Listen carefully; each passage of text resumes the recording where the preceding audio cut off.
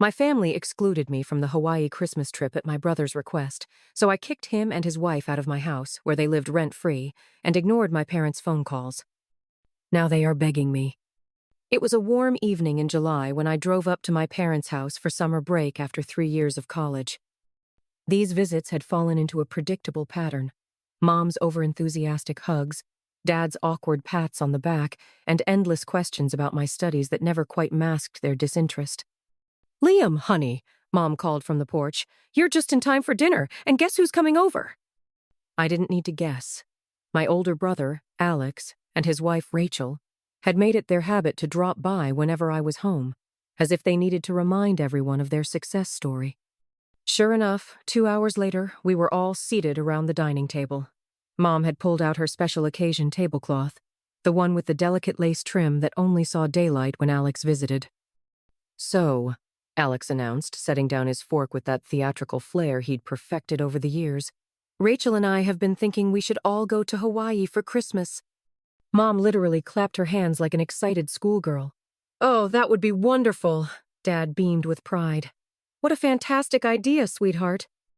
Then Alex turned to me, that familiar mocking smile playing on his lips. "Liam, do you think you can afford it, or should Big Brother help you out?" I felt my cheeks burn but kept my voice steady. "I can manage my own expenses, thanks." "Are you sure?" Alex raised an eyebrow. "Because we're looking at about $3,000 per person for flights and hotel." I almost choked on my water. $3,000? That was more than all my savings combined, and I was only making minimum wage at my part-time jobs. But I'd rather eat ramen for the next 6 months than accept Alex's charity. "I'll manage," I repeated firmly. Alex shrugged and turned back to our parents. "Well, anyway, the restaurant is doing amazing. We just hired a new sous chef from Italy, can you believe it? Authentic Italian cuisine right here in our town." "You're so entrepreneurial, dear," Mom gushed. "Liam, you should really take notes from your brother about business sense." "Yes, Liam," Alex chimed in. "Maybe you could even work for me someday." Sitting at that dinner table, watching my parents fawn over Alex's Hawaii plans, I felt like I was 10 again. Nothing had changed. The same eager nods from Mom, the same proud smile on Dad's face, the same feeling of being invisible. Alex was still their golden child, just as he had been since we were kids. 5 years between us might as well have been 50 for all the difference it made in how our parents saw us. They never said it outright, but their actions spoke volumes. Alex was the one they believed in, the one they were sure would make something of himself. "Hey, remember when Alex won the school business competition in 10th grade? Dad would often reminisce. We knew right then he had that entrepreneurial spirit. The funny thing is, they weren't cruel about it. They never deliberately hurt me or put me down. They just forgot I was there sometimes, like I was a background character in the Alex show. They'd remember to ask about my grades or if I needed anything, but their eyes would always drift back to Alex, waiting for his next achievement to celebrate. Thank God for Grandma Sue. She lived in that big old house, the one with the wraparound porch and the creaky swing. She was the only one who seemed to have enough love for both of us. A successful businesswoman herself, she'd promised early on to pay for both our college educations. When Alex left for college, I was 13 at the time, and I thought things would change. Finally, I'd get my chance to be the daughter in the spotlight. Boy, was I wrong. "Alex just called!" Mom would burst into my room, practically vibrating with excitement. "He's joined the debate team. We should drive up this weekend to see him." Dad would suggest a breakfast. "We can take him some money for expenses." They'd spend hours on Skype with him, the laptop perched on the kitchen counter while they cooked dinner, Alex's voice filling our house even in his absence. Meanwhile, I'd slip out the back door and head to Grandma's house. Those afternoons at Grandma's became my sanctuary. We had our own little routine that felt more like home than my actual home ever did. We'd settle into her worn leather couch, a tub of mint chocolate chip ice cream between us, and watch old movies on her ancient television. "You know what's great about Casablanca, Liam?" she'd say, pausing the movie. "It's not about the obvious hero, it's about the quiet one who does the right thing when nobody's watching." Other days, we'd order a pepperoni pizza, and she'd tell me stories about her own childhood while we played chess. She taught me how to fish, too, taking me out on weekends to the lake behind her house. "The thing about fishing," she'd say as she helped me bait my hook, is that the best fish aren't always the ones making the biggest splash. Sometimes it's the quiet ones swimming deep that turn out to be the most special. I'd sit there in her little fishing boat, watching the sunlight sparkle on the water, and feel like maybe, just maybe, I didn't need to be the favorite to be loved. Grandma had a way of making me feel seen without making a big production out of it. "Want to watch Roman Holiday again?" she'd ask after a long day of fishing. "I bought those chocolate cookies you like." Those moments weren't grand or flashy like Alex's achievements. They were quiet, simple, and real. While my parents were driving across state lines to deliver spending money to Alex, I was learning how to play poker with Grandma using M's as chips. 5 years passed in a blur of family dinners and achievements, all Alex, of course. He graduated college with honors, landed a job at a prestigious firm, and started dating Rachel, who my parents immediately declared was perfect for him. Meanwhile, I was preparing for my own college journey. The day I left for college, Grandma hugged me tighter than she ever had before. Her embrace felt different, somehow more urgent, more final. "I love you so much, Liam," she whispered in my ear. "Never forget that." I laughed it off at the time. "Grandma, you're acting like we'll never see each other again. I'll be home for Thanksgiving." She just smiled, that gentle smile of hers, and patted my cheek. "Just remember what I said, kiddo." 2 months into my freshman year, Mom called, her voice breaking as she told me Grandma had died in her sleep. The world stopped spinning for a moment. I sat there on my dorm room bed, phone pressed to my ear, unable to process the words. The funeral was on a crisp autumn day. After the service, we all gathered in Grandma's attorney's office for the reading of the will. Alex sat primly in his designer black suit, while I fidgeted in the scratchy department store one I bought last minute. "To my grandson, Liam," the attorney read, "I leave the sum of $50,000. Mom nodded, squeezing Dad's hand. "To my grandson, Alex," the attorney continued, "I leave the sum of $300,000. Alex's face lit up. He immediately turned to Rachel, who'd been hovering by his side throughout the funeral. "Baby, we can have that dream wedding now and still have enough to start our restaurant." "And to my grandson, Liam," the attorney continued, "I leave my house on Maple Street, including all its contents and the surrounding property." The room went quiet for a moment before Alex burst out laughing. "Oh my God! Liam got the old house! That's hilarious!" He wiped tears of mirth from his eyes. "Don't worry, bro. Maybe you can sell it and buy yourself something nice, though I doubt anyone would want that creaky old place." "Alex!"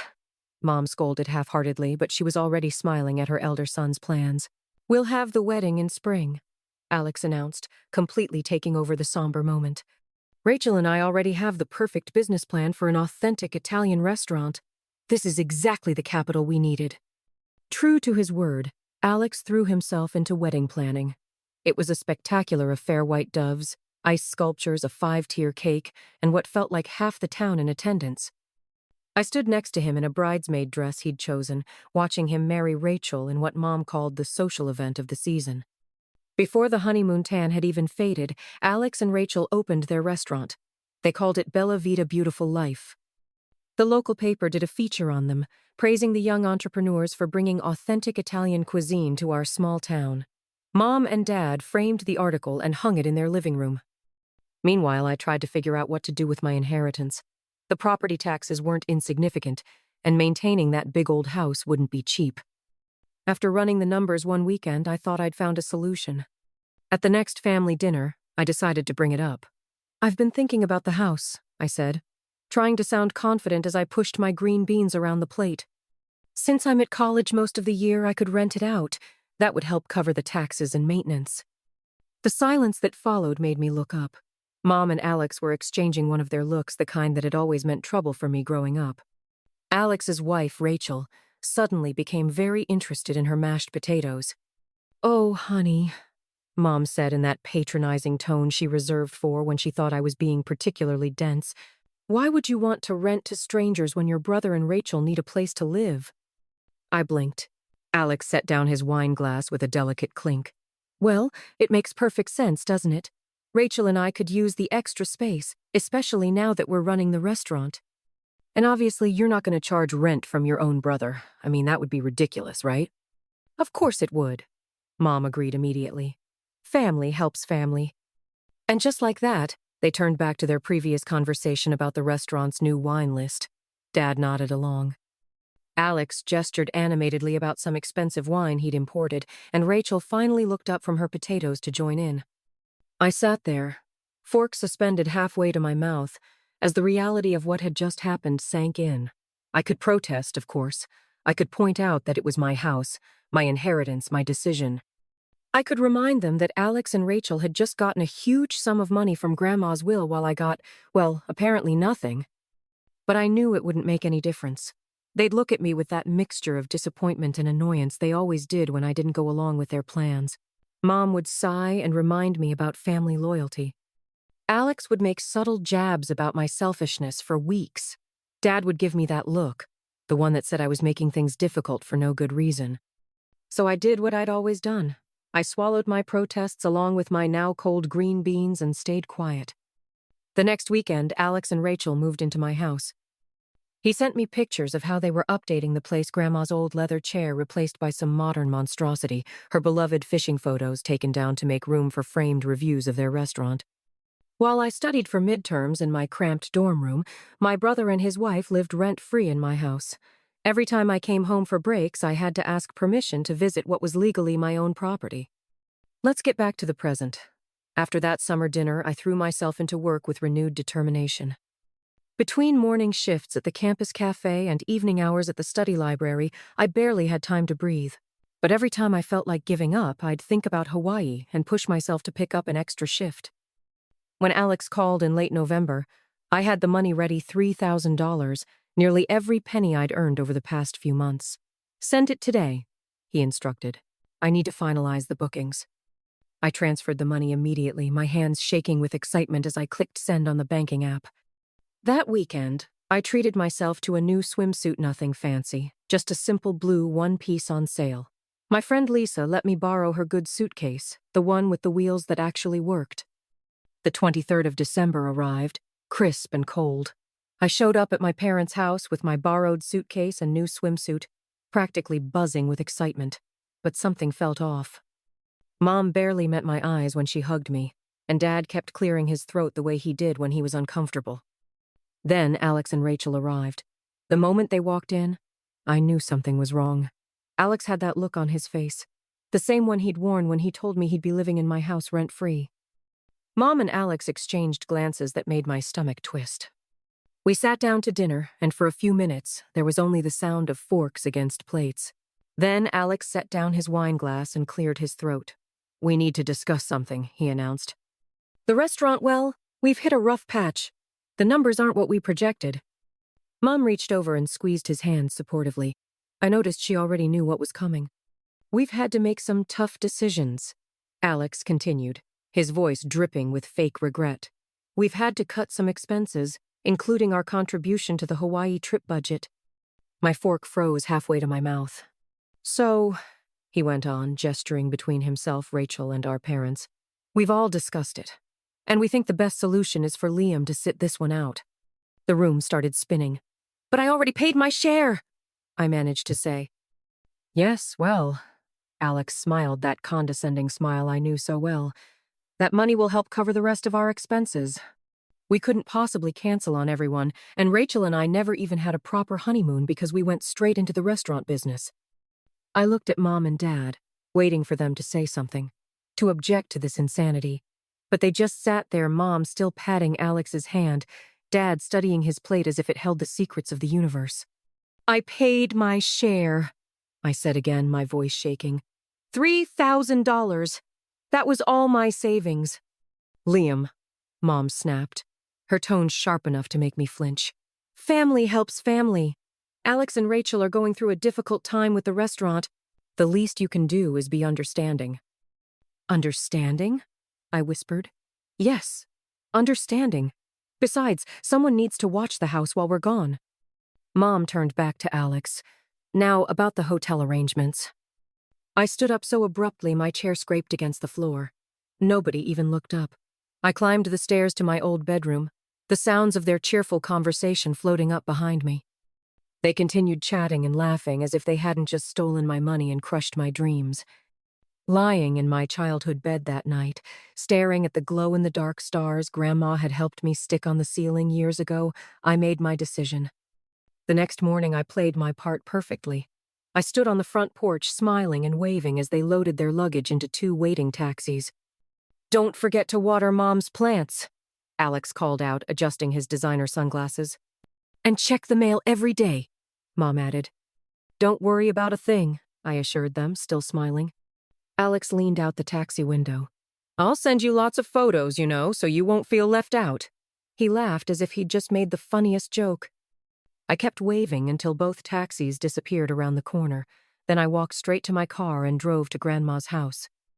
My house. Alex and Rachel's belongings were everywhere. Her clothes filled the closets where Grandma's suits once occupied. Their pretentious art hung where Grandma's fishing photos used to be. Their wedding photos sat on the mantel where Grandma kept our chess set. I started in the master bedroom, pulling out suitcases and boxes, methodically packing everything: designer clothes, expensive shoes, Alex's custom-made suits. All of it went into boxes and bags. I found their important documents in Grandma's old study and packed those too. The moving company charged me triple their usual rate for Christmas Eve service. My next stop was a 24-hour locksmith. He also charged a holiday premium, but I didn't care. I watched with satisfaction as he changed every lock in my house. I drove back to campus, arriving just as my friends were starting their orphan Christmas celebration or nickname for the holiday party we threw for students who couldn't or didn't want to go home. "Liam," Lisa exclaimed when I walked in. "I thought you'd be in Hawaii by now." "Change of plans," I said, accepting the cup of hot chocolate she offered. "But you know what? I think I'm exactly where I need to be for a week." My phone buzzed constantly with Alex's updates from Hawaii. Each notification felt like a deliberate jab to the ribs. "Living our best life." Read the caption under a photo of Alex and Rachel sipping cocktails on the beach. "Making memories with the people who matter most." Accompanied a sunset dinner picture. My Instagram feed became a showcase of their perfect Hawaiian vacation: Alex lounging by infinity pools, Mom and Dad smiling at luau's, Rachel trying to surf. Every photo was carefully filtered and captioned with nauseating platitudes about family time and much-needed breaks from running a business. The worst was Alex's post about knowing when to step back from work and enjoy life. That one came with a photo of all of them holding champagne glasses at a New Year's Eve party paid for with my savings. Then early on New Year's Day, my phone exploded. "Liam, why are all of Alex's things in our living room?" Mom texted. "Call me immediately." "Dad, what the hell did you do with our stuff?" Alex demanded. "Liam, the locks aren't working. Did you change them?" Rachel added. I watched the messages roll in, my phone buzzing like an angry hornet. "This is completely unacceptable. Call us now." "Liam, if you don't bring the new keys right now, you'll regret this." "Liam, Elizabeth Parker, answer your phone this instant." The messages kept coming, growing increasingly angry. Words like ungrateful, selfish, and spiteful filled my screen. Alex's texts became particularly colorful, peppered with accusations about betraying family and ruining their lives. "How dare you throw your own brother out on the street after everything we've done for you?" "Liam, you're just jealous because we got to go to Hawaii and you didn't. This is the most selfish thing you've ever done." My phone showed 47 missed calls and over 100 messages. By mid-morning, I read each one, letting their words wash over me without response. With each angry message, I felt lighter, freer. They could rage and threaten all they wanted. I wasn't that compliant little boy anymore. I put my phone on silent and went to get breakfast with my friends, leaving their messages unread and their calls unanswered. For the first time in my life, I didn't feel compelled to explain or justify myself to them. By evening, my phone showed over 200 missed calls. The constant buzzing had become white noise. But when Mom's name flashed across my screen for the 21st time, I finally answered. "How dare you?" Mom's voice exploded through the speaker before I could even say hello. "Do you have any idea what you've put your brother through?" "Liam," Dad's voice joined in from another extension. "This behavior is completely unacceptable." I sat cross-legged on my dorm room bed, surprisingly calm. Is it acceptable for Alex to take my $3,000 and go to Hawaii without me? "That was different," Mom spluttered. "No." I cut her off, my voice steady. "Let me talk for once in my life. Just let me talk." Amazingly, they fell silent. You took my money I worked double shifts to earn. You let Alex and Rachel live in my house rent, free while they ran their restaurant. You've always treated me like I was nothing compared to Alex always. That's not, Dad started. Remember my high school graduation? You left early because Alex called about a job interview? My college acceptance letter? You barely looked at it because Alex had just started dating Rachel. Every achievement, every milestone in my life has been overshadowed by Alex's latest whatever. The words poured out of me, years of hurt and resentment finally finding their voice. And then Hawaii. You didn't just take my money, you laughed about it. Alex sent me mocking photos. Do you have any idea how that felt to know my own family could be so cruel? The silence on the other end stretched out. Finally, Mom spoke, her voice softer but still defensive. Liam, you have to understand. Alex and Rachel are really struggling with the restaurant. They need help. And I needed parents who cared about me as much as they cared about Alex. I needed a brother who didn't treat me like a doormat. I needed a family who saw me as more than just Alex's backup plan. But where will they live? Mom's voice cracked. They can live with you just like they are now, or they can rent an apartment like normal adults. My house isn't their safety net anymore. And starting next month, I'm renting it out to actual paying tenants. You can't, Mom began. I can, and I will. I've already talked to a property management company. The lease is being drawn up. I hung up before they could respond. 30 minutes later, my phone lit up with messages from Alex. You vindictive witch, read the first one. You've ruined everything.